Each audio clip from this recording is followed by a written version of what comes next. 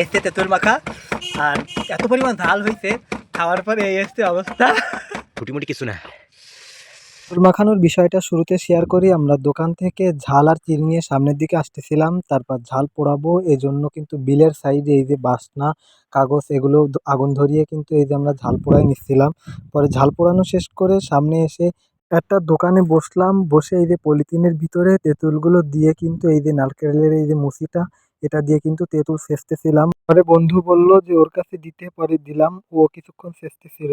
এরপরে কিন্তু তেঁতুল সেচা শেষ, এবার ঝাল গুঁড়ো করার পালা। এই যে শুকনো ঝাল কাগজে কিন্তু হাত দিয়ে গুঁড়ো করতেছিল। ঝাল গুঁড়ো করা শেষেই কিন্তু আমাদের এই যে তেঁতুল মাখার আসল লুকটা চলে আসলো। তেঁতুল মাখা কিন্তু শেষ, এই যে এখন খাবো।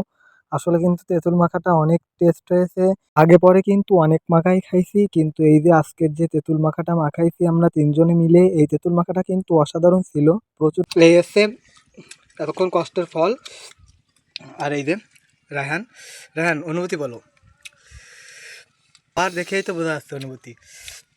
এসে সাইফুল পুরো পুরো ওয়াও। আর এত পরিমাণ ঝাল হয়েছে খাওয়ার পরে এই এসছে অবস্থা।